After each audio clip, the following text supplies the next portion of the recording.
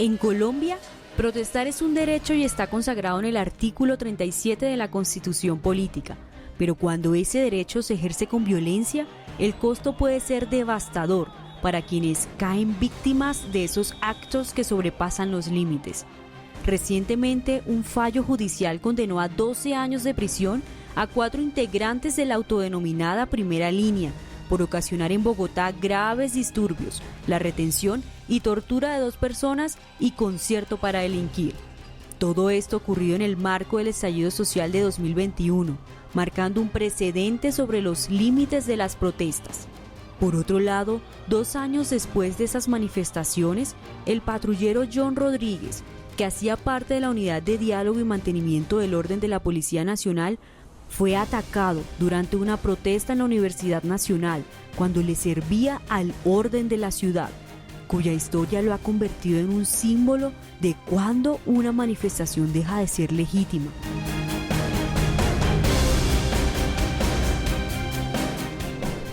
¿Está de acuerdo con lo que acaba de decir su defensora? Claro que totalmente de acuerdo, me parece absurdo lo que está pasando acá, la verdad. Los hechos por los que fueron condenados Sergio Andrés Pastor González alias 19, Marcela Ivonne Rodríguez, Joan Zainea Rubio y Fernando Urrea Martínez ocurrieron en Bogotá en plena ola del estallido social de 2021. En los hechos en los que estuvieron involucrados, 2 personas fueron retenidas, golpeadas y torturadas en el Portal Américas por estos ciudadanos integrantes de la autodenominada Primera Línea. El fallo los condenó por tortura, secuestro y concierto para delinquir, una decisión que marca un precedente judicial sobre los límites de la protesta. El fallo del Tribunal Superior de Bogotá respecto a 4 personas que en medio de las protestas del 2021 terminaron por cometer delitos que están tipificados en el Código Penal deja 3 grandes precedentes jurídicos para poder saber qué hacer en medio de estas situaciones. El primero, el fallo es explícito en que estas condenas no se dan por protestar, y eso hay que dejarlo claro. La protesta pacífica y ciudadana es un derecho constitucional en Colombia, y entre tanto esas personas van a la cárcel no por pertenecer al marco de la protesta, sino por temas como el concierto para delinquir, el ataque a la fuerza pública, la tortura y en medio de esta situación la sevicia usando violencia.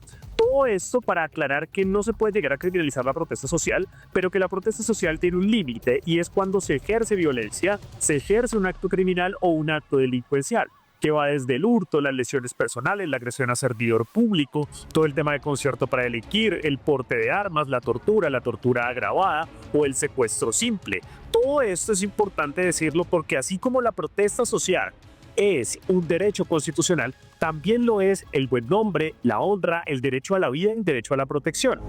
De acuerdo a Andrés Nieto, analista y doctor en estudios sociales, en cualquier escenario de protesta, por más que se esté protestando, hay un marco jurídico y legal que debe proteger tanto a la persona que manifiesta como a aquellos que no hacen parte de la protesta y resultan siendo afectados por diferentes situaciones frente a la misma, como ocurrió en este caso.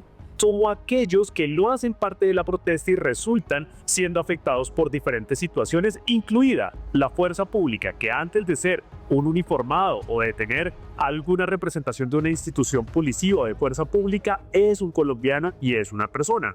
Esto además va aclarando cómo en qué momento ese protocolo del estatuto de la protesta social, que precisamente se suscitó por todos los eventos que se dieron desde el 2018 en adelante, debe dejar claro en qué momento la protesta deja de ser pacífica, social, ciudadana, a convertirse en actos de violencia, en convertirse en situaciones de crimen o delincuencia o pasar al vandalismo, situaciones que, insistimos, también constitucionalmente están soportados, en este caso en el Código Penal, y que las personas que la cometan, insistimos, no estarán judicializados por ser protestantes o por estar en el marco de las convocatorias de la protesta, sino por los delitos cometidos en medio, alrededor, antes o después del episodio central. Aunque los hechos del fallo ocurrieron hace 4 años, las manifestaciones violentas no han desaparecido y sus consecuencias tampoco. Hoy, ese dolor tiene rostro y nombre. Detrás del uniforme hay un joven que soñó con servir, que quería construir futuro sin sembrar miedo. Su nombre es John Rodríguez, es hijo, hermano y el orgullo de una familia que hoy lucha por volver a verlo sonreír. Los médicos al día de hoy siguen persistiendo en la patología de mi hijo, la misma patología desde un comienzo, que es una encefalopatía severa, grave, o un estado vegetativo según la historia clínica, pero bueno, nosotros como hombres de fe seguimos teniendo esperanza en que mi hijo puede salir de ese estado en que está. No te lo puedo decir ni ahora ni mañana ni cuándo, pero sí hay posibilidades porque se han visto muchos casos. Lo que pasa es que la ciencia siempre se basa en argumentando o teniendo como bases otros tipos de pacientes, pero es que cada uno somos totalmente diferentes. Eso te lo digo desde mi concepto y desde lo que yo he venido estudiando y analizando sobre el tema de mi hijo. John Rodríguez tiene 33 años, nació en Ciénaga, Magdalena. Desde niño soñó con ser policía y servir al país. Entró a la institución con la idea de proteger, y aunque su más grande anhelo era entrar al Escuadrón Móvil Antidisturbios SMAT, hoy reemplazado por la Unidad de Diálogo y Mantenimiento del Orden, sus padres le rogaron que no lo hiciera por los riesgos a los que podría enfrentarse.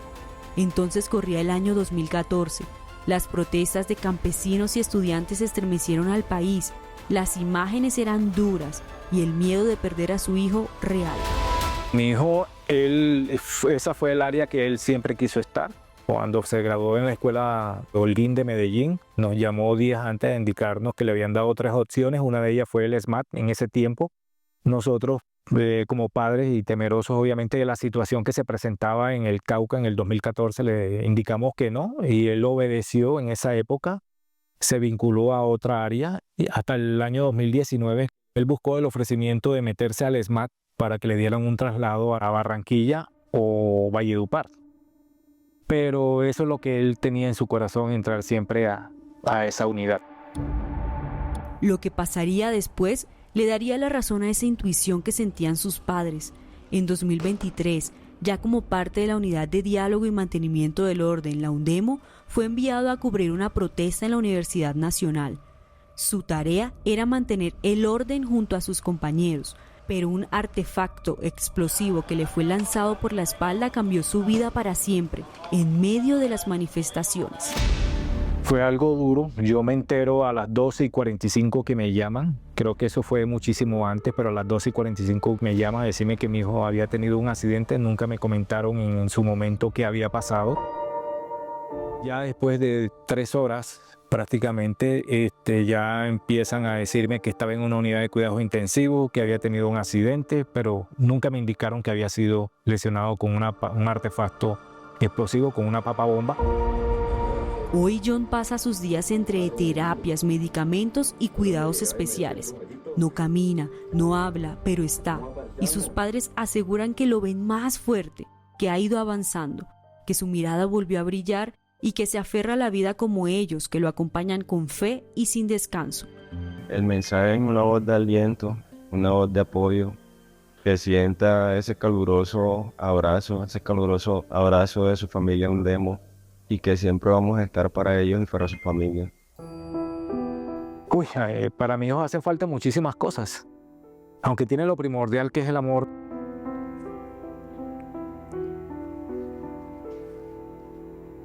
Nosotros.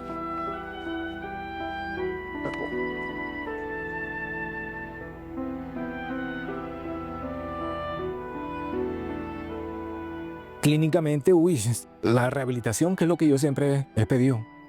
Rehabilitación y nutrición. Acabamos de salir de una cita, de una junta, y ya prolongaron o dieron la rehabilitación, claro que no como debería de ser, obviamente, siempre a medias, siempre lo hacen a medias, porque no sé en qué se argumentan diciéndome que no, que el estado de mi hijo no va más de ahí, eso no lo saben ellos.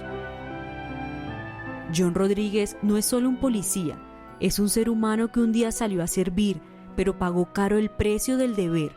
Regresó a casa en medio de un silencio injusto. Su historia nos recuerda que detrás de cada uniforme que se porta con firmeza y honestidad, hay un corazón que late con el simple afán de proteger y de cuidar a todos los colombianos y colombianas sin distinción. y que la protesta social, cuando se vuelve violencia, deja heridas que no siempre se ven, pero que duelen toda la vida. En Colombia, protestar no debería costarle la vida a nadie. Protestar es un derecho, pero torturar, herir y acabar con la vida de alguien con la excusa de manifestarse nunca será el camino. Y así lo dejó claro el Tribunal Superior de Bogotá con la condena a quienes un día quisieron argumentar que protestaban, mientras lo que hacían era el mal. Pero en medio de este panorama, ¿cómo garantizar el derecho a la protesta sin permitir que se convierta en violencia? Primero que todo, hay que establecer reglas claras y hacerlas cumplir para todos. El Estado tiene que proteger al que protesta pacíficamente, pero también tiene que actuar con firmeza cuando alguien sale del marco legal y cruza la línea de lo que está permitido. En segundo lugar, se debe diferenciar entre manifestantes y delincuentes, porque es cierto que no podemos meter a todos los que se manifiestan en una misma bolsa. Hay jóvenes que salen a marchar en ejercicio legítimo de su derecho a manifestarse, con sus pancartas y sin agredir a nadie. Pero también hay grupos organizados que se infiltran en estas marchas con otras intenciones, y a estos sujetos hay que identificarlos y judicializarlos de forma efectiva. Y por último, también debe hacerse un llamado a los cuerpos de inteligencia de nuestra fuerza pública para que logren anticiparse a estos actos de terrorismo y que de esa manera sea posible actuar antes de que el daño sea causado. En medio de las condenas también surgen preguntas como ¿dónde termina la justicia y dónde comienza la estigmatización? ¿Es justo decir que todos los integrantes de la primera línea fueron delincuentes? El fallo contra los 4 condenados marca un precedente judicial, pero también pone en debate cómo el Estado diferencia entre manifestación y delito, entre protesta y violencia, entre liderazgo social y amenaza pública. Es importante establecer que se deben diferenciar quienes eventualmente al pertenecer al grupo de primera línea sí cometieron delitos a quienes no cometieron delitos y siguen siendo instrumentalizados por la justicia. No hay que olvidar que existe un gran número de jóvenes que siguen afrontando procesos penales por los hechos de la primera línea. Aquellos jóvenes que ejercieron en debida forma su derecho constitucional a la protesta deben ser respaldados por nuestros jueces y a su vez se debe establecer que la Fiscalía ha abusado en muchos casos de las imputaciones en contra de aquellos jóvenes que pertenecieron a dichos grupos de primera línea. No se puede generalizar que todas las personas que pertenecieron a la primera línea son delincuentes. Hay que delimitar y establecer que si bien en muchos eventos ocurrieron situaciones de connotación penal, no quiere decir que todos aquellos que ejercieron legítimamente el derecho a la protesta cometieron delito alguno. Ahora bien, ¿cómo garantizar el derecho a la protesta sin que se convierta en violencia? Debemos partir de que la Constitución protege el derecho a la protesta pacífica, lo que implica manifestarse saliendo a la calle, levantando la voz, usando pancartas e incluso bloqueando temporalmente una vía. Todo esto está dentro del marco legal y debe ser respetado y garantizado por el Estado. Pero cuando pasamos de la expresión pacífica a la agresión, el ejercicio del derecho a la protesta se vuelve ilegítimo. Ejemplos claros son cuando hay destrucción de bienes públicos, uso de explosivos, ataques a la fuerza pública o agresiones a ciudadanos que no están participando de la protesta. A partir del momento en que se cruza esa línea, no podemos hablar de libertad de expresión, sino que entramos en el campo de los delitos. Y ante esos casos, el Estado debe responder con contundencia. Detrás de un escudo hay un hijo, un hermano y un joven con sueños, y del otro lado también. Tal vez de esta forma podamos transformar las piedras en puentes para la reconciliación y los gritos en razones para un diálogo que permita puntos de encuentro que construya presente y un mejor futuro. Entre tanto, la familia y compañeros de John no pierden la esperanza de que pronto se pueda recuperar y vuelva a ser el mismo hombre sano y vital que era hace 2 años. Sí, pues hemos visto cambios bastante significativos, pequeños, porque sé que lo que le pasó a mi hijo no fue cualquier cosa, pero tenemos la esperanza viva y bueno, tenemos una confianza en Dios únicamente, que es el que puede hacer todo y para Él no hay nada imposible.